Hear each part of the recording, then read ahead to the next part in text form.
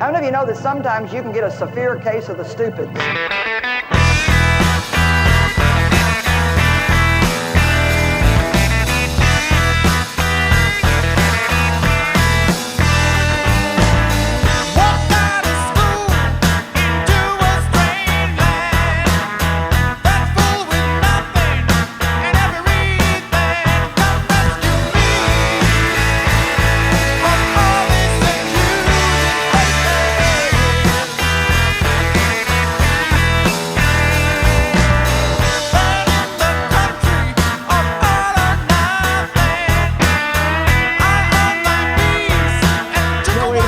No.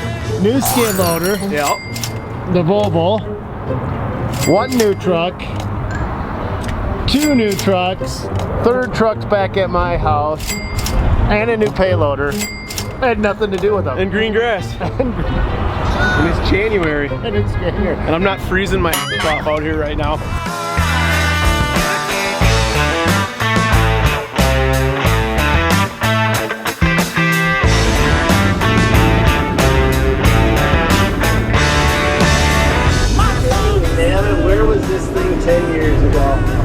I tell ya, I would have bought one for sure. Here's the thing, you guys. My new payloader cost me as much as that skid loader, but will make me as much as that payloader. That's why I'm so excited. I would have stopped running skid loaders years ago. I had a case full-size payloader, and I paid over 100 grand for it, and I got paid the exact same rate for that case payloader as I'm going to get paid for this one, and we wrecked a tire and it was over 1,500 bucks. Yeah, for snow removal, I can charge almost twice as much per hour for that same machine. She'd be ugly, but I like the money she's going to make me. Now that makes her real pretty now, doesn't it? She's not the prettiest. Just ugly. Alright guys, I bought a cheap knockoff loader and I freaking love it. The only problem is I wish it was around 10 years ago, because I would have probably bought about 4 or 5 of these things. And today we're going to take a good close look at this, why I bought a cheap knockoff loader, who actually backs this thing, which is the key why I bought it, because there's a company that you guys know that back these things, and once I found out who backed them, I'm like, give it to me. Just boom, done. And we're gonna be looking at how that, my little baby loader, can make me as much money as that big boy loader right next to it, and put a lot more money in my pocket at the end of the season. So what are we waiting for? Let's start loading. Crap. Loading, loading, loading. Keep them doggies loading. Rawhide. Rain and wind and weather. Hell bent for payloaders. I'm gonna be done singing and just start getting into this video.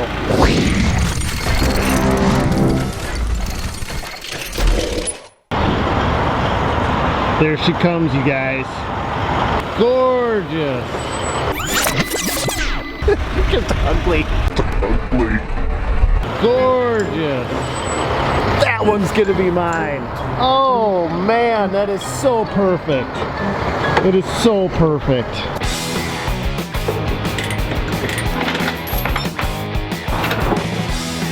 Look at, there's the guys. How you doing, Jim? Good. Good to see ya. Good to see you. This is Scott Leisman. Hi, Nice to Scott. meet you, Stan. Nice to meet you. All right, you guys. These are the guys I bought this from, and these are the guys that are going to answer a few of my questions and hopefully a few of yours. So SDLG, the name brand, it's not something that a lot of people are familiar with. Can you tell me a little bit about that?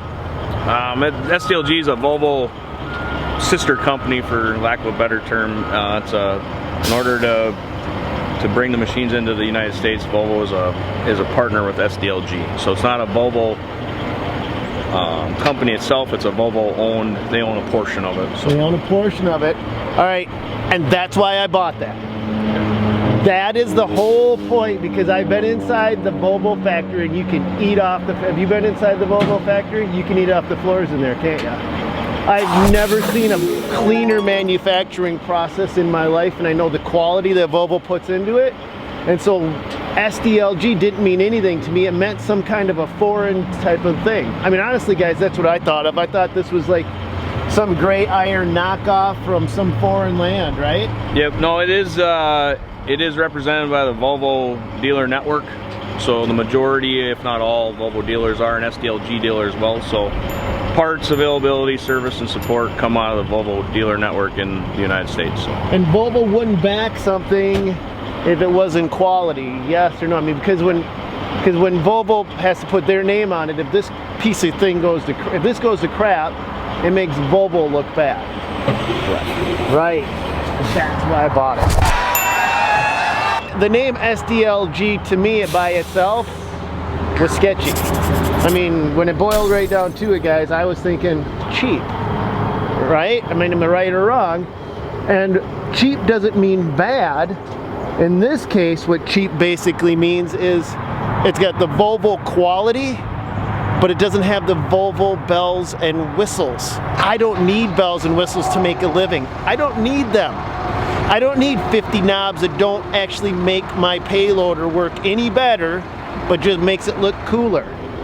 Why are you laughing, Jim? Nothing. I just...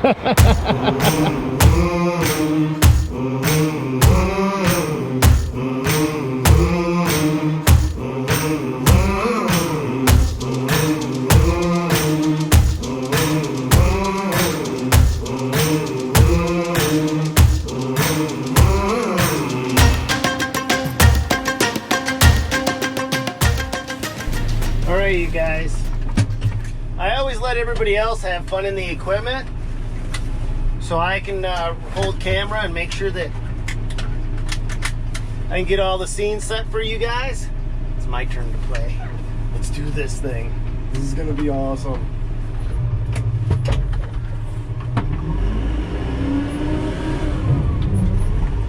So this is a mechanical drive, so that means that you got old school technology, but you don't have the speed of the new payloaders. When it comes right down to it, guys, if you're going to be loading truck after truck after truck, this is not going to be the machine for you, because as I come into the pile, so now I got power to both the bucket and the machine right now. So to get the most power to the bucket, I throw it in neutral, hold my foot on the brake, and then come forward and put it into gear. I like it. That's because of the kind of equipment I grew up on. You guys probably won't if you're not used to something like that.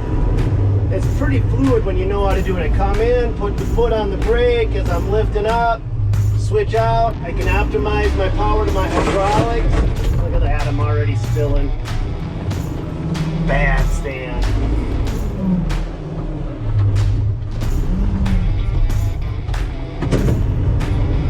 No.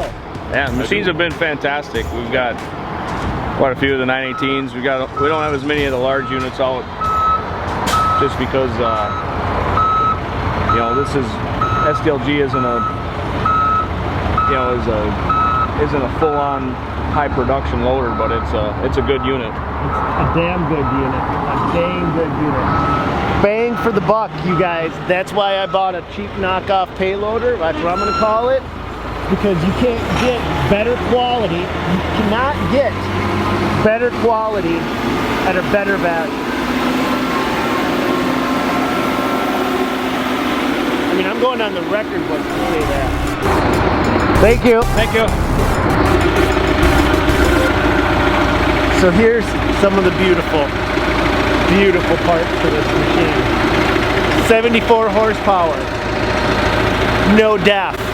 74 horsepower, fuel economy, so many advantages to 74 horsepower, and in a loader. Plus, this payloader, my baby payloader, and it's not a big payloader, you guys. I'm not going to argue, yeah, it's not a big payloader, but it gets paid the same as a big payloader on a job. It gets paid the same as the monster iron. But look at, I got little tires to replace. I got a universal, look at this bucket up front. I got a universal quick attach system. I can actually take this bucket off and I can use any bucket on any one of my skid loaders and replace it. It doesn't use the big iron bucket. A lot of advantages to this one. a ton. It's a Deutz engine. Yeah. And so Volvo owns, and Deutz is a time-tested engine. Yeah, they have some sort of partnership. So Volvo actually owns a part of the Deutz engine family, and this is an engine that's been around forever. Okay, so we've got a battery box on the outside of the machine. I'll be straightforward, I don't like that, because batteries freeze up, especially on the outside, but it also makes it easy to get at to jumpstart. And this is your master disconnect for the battery itself. So to kill the master power, it's a matter of turning the switch and then to turn it back live. So when you're out of the machine, it's always, or when you're going to leave the machine, it's always good to turn the master switch off. Okay. So that there is no draw on the machine itself.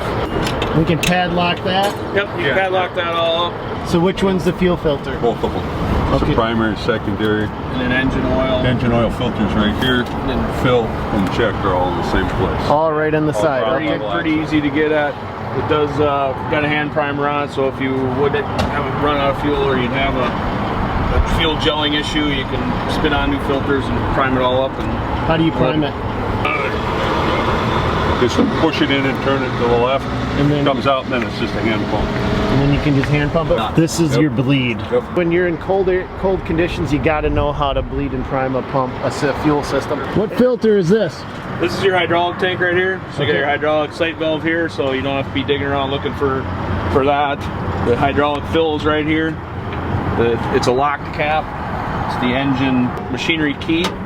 Okay. That would tell you, or would open that, and then that's your normal fill. So the way to check it is just the way it sits with the bucket in the flat position on the ground. It should be somewhere in the middle of this sight glass. If you look at one thing SDLG does do a nice job of is they route all the grease fittings.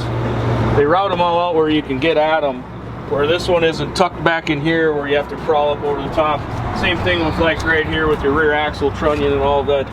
They route everything out so that it's How many hours simple. before you? How many of you know that sometimes you can get a severe case of the stupid?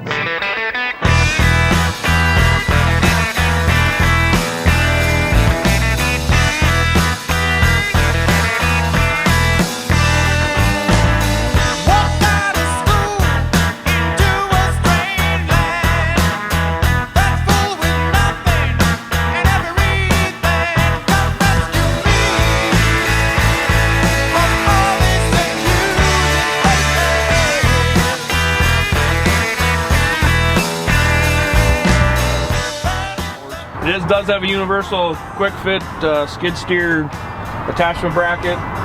Does have third hydraulic, the boom kick out, and the bucket return to level sensor. So it does have some of the nicer operator features. One nice thing, it does have dry disc brakes on it. Wouldn't that be an issue with rocks then, because it's exposed and you don't work in dirt work? Yeah.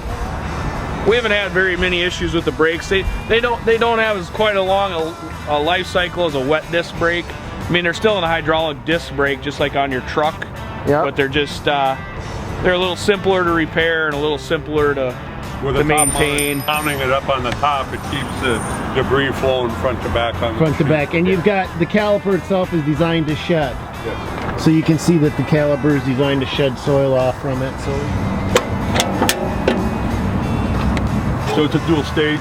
You got a filter underneath there, primary filter here. And there's an internal one as well. This is for your cab air. Okay. That's how all the cab air runs into there. Your transmission check and fill is right here. Fuel is here with lockable cap.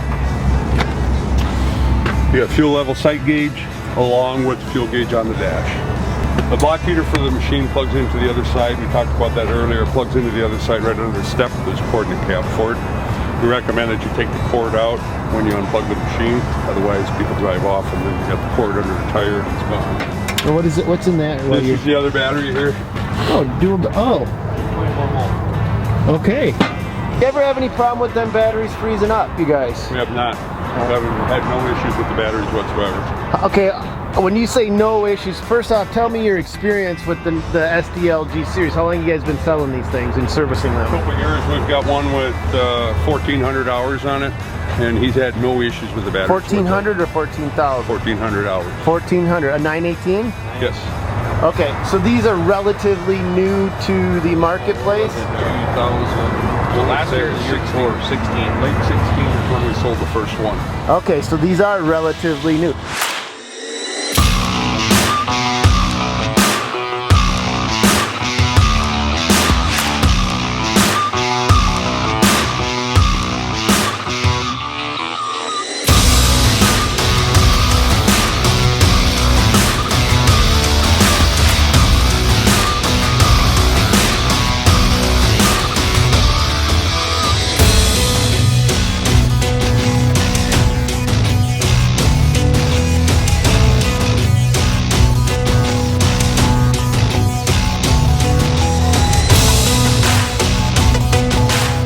How long have they been in the United States?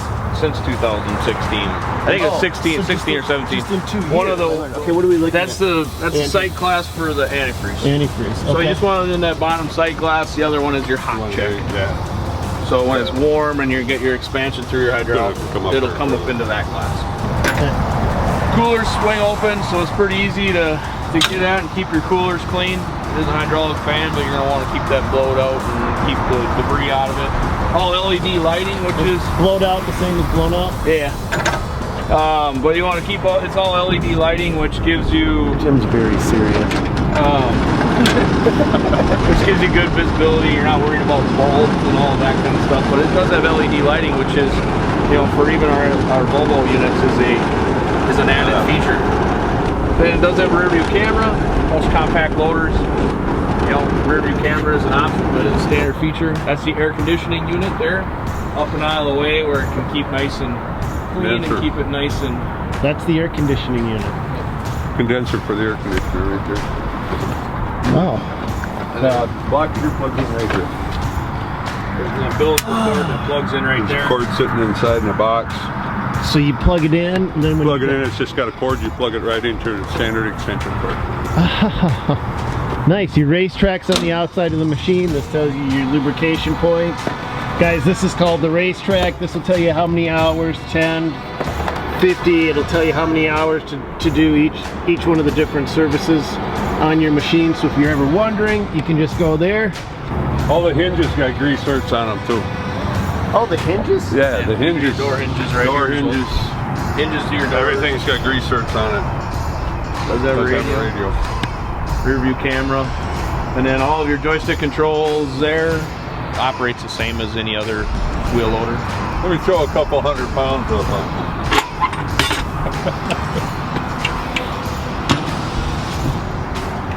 That's kind of nice. I like just the little things that actually work that don't cost an arm or a leg. To me, are huge. Why don't you hop up there and show me the inside? I'll hop up there. You just The small guy, hop up. Yeah. Okay, so in the cab, general function, you have shift lever, forward and reverse right here. First and second gear. You can also run 2-speed only? Yes. You can also run forward and reverse here on this switch on the joystick. Forward and reverse. You can. It's electronic, so it won't just throw into reverse while you're going forward. Correct. I'm guessing. Correct. Okay. The lower two buttons here are for your quick attach on the bucket. You have to disengage or unlock your quick attach here, and these activate the hydraulics, which will come in and release the bucket and go back out to lock it back on. There is a downshift into first gear on the front of that joystick as well. Makes it really nice. You can open the whole door, or you can actually slide the top window down by grabbing these. Do all these models come with a beacon, Scott? Yeah, I believe that's standard. I do believe that that's standard on the unit. There's a hazard switch here for your lights. This is your third function hydraulics. I don't know if Jim mentioned that. They're down on the boom. They come without fittings so that you can put whatever type fittings you want to that will match up with your attachment. This is to lock and unlock your hydraulics. This is kind of a nice feature because what this gets used for, if you're going to road the machine, you can lift the bucket up off the ground and engage this button, and it will lock the hydraulics, so you have no hydraulic control as far as the boom and arm are concerned. The reason that's nice is because if you're riding down, roading a machine out on a city street or something, you hit a big bump. If you do bump your handle here, it won't drop your bucket down. Oh. So it locks your hydraulics so that they're unusable. You can raise it up and do that. Smart. All your heating controls are back here. This is newer from what was out in the first models. They just had one switch and it was hot. It was hot all the time. So you got air conditioning, temperature control for hot and cold, fan speed, and then back here you can choose, just like in your car, whether you're using internal air or external air. There's Tim's cigarette lighter. Radio comes standard in this unit. Backup camera. We have controls. I don't know if you'll be able to see them. They're back up underneath here. That controls your lights front and back. It also controls your wiper, both for the front and rear window, along with the washer for the front and rear window, and your beacon is up here. This does come with a fancy little sunshade if you're working in the sun.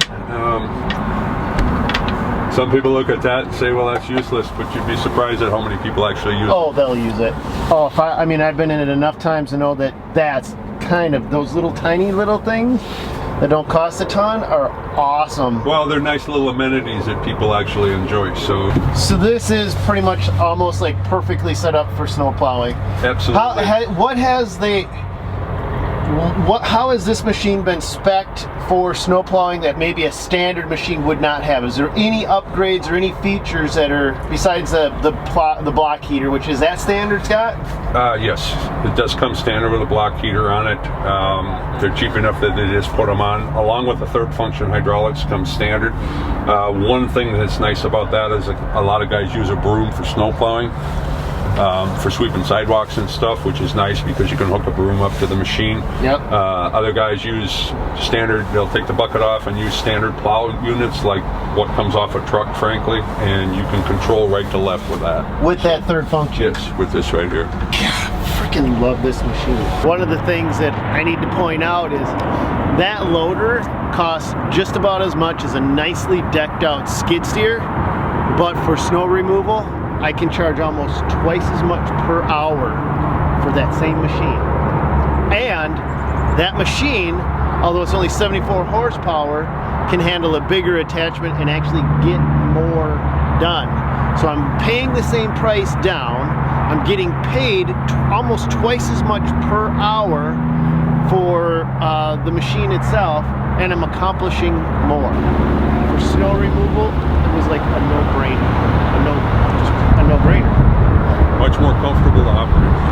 Oh yeah.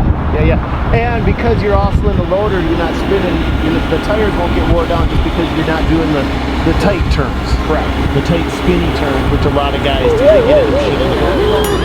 You don't need a zero turn function where, like all this parking lot, you don't need a zero turn function. A compact wheel loader is a better solution than a skid steer, just as far as from a maintenance standpoint, as far as longevity, tire wear, fuel economy, all of those different things.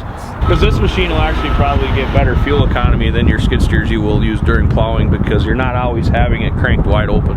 All right, let's put this to work.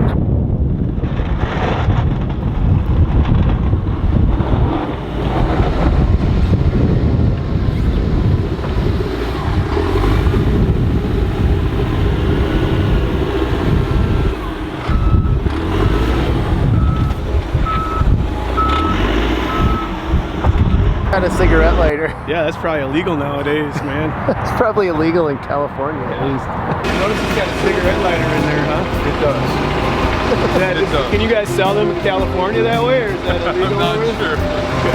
This is your heater line. Okay. Plugged in right here. Tim used that joke earlier. I did. Tim is he's in the green industry, likes to recycle things. I do. I love to recycle. So yeah. See, I'm not getting into the grass too much, am I?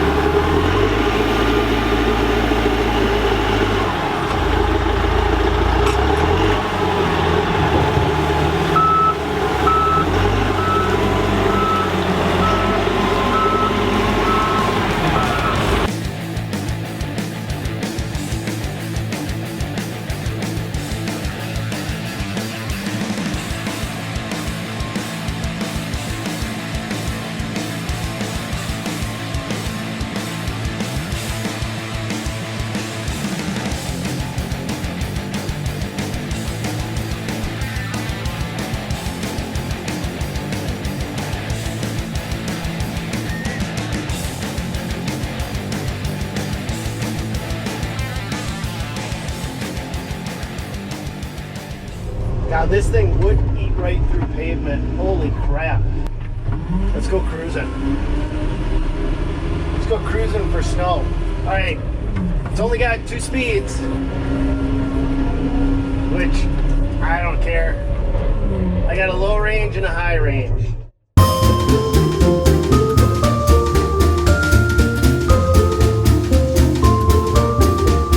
We're just having a little bit of fun. It's playtime. DirtMonkey's gonna become SnowMonkey.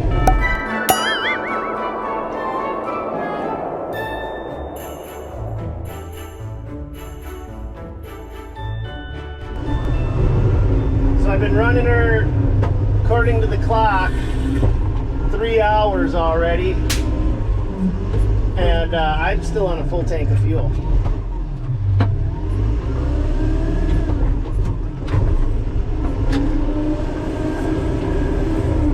Try doing that with a payloader.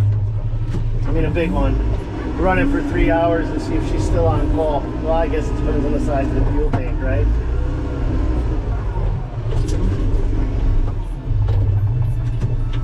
Alright. You guys think we can squeeze in that way? Let's try.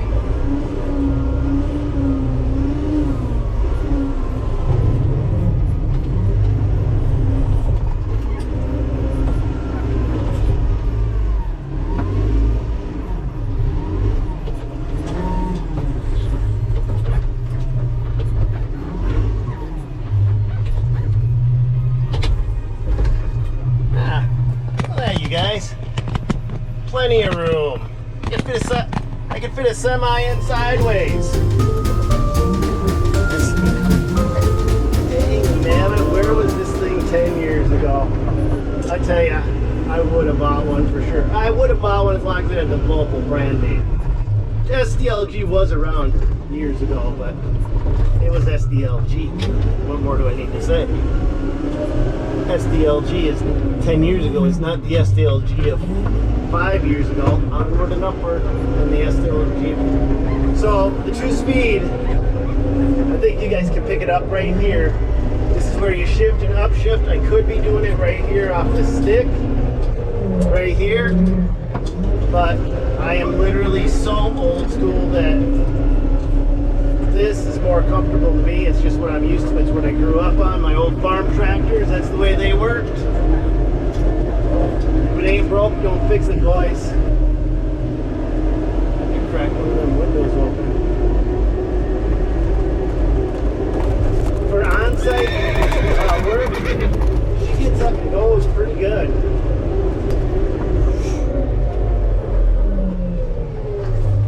Let's clean up this pile a bit, right?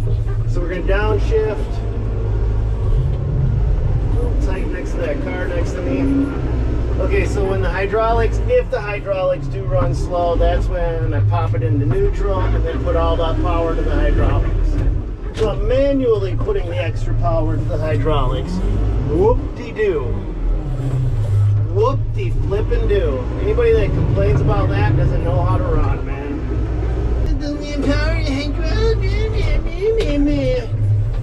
You pay the bill. You know what? I'm done talking. I'm going to put this on hyper smooth mode. We're going to go out and have a little bit more fun, you guys.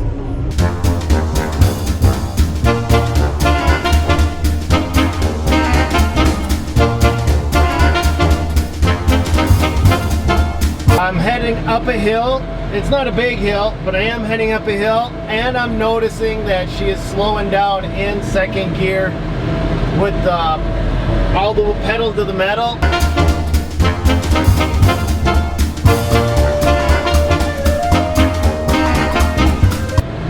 She's just slowing down, so top end really is not that topish, which, you know what, hey, you're gonna sacrifice things. When you pay $30,000 less or almost 50% less for a payloader, there may be a few things that don't quite hit on the same mark as the high-end units. I am gonna say one thing though, that backup camera, sweet. I actually like that. Alright you guys, instead of just talking about it, let's go over to the next site and take a look at some of the payloaders that this little baby will be working right alongside.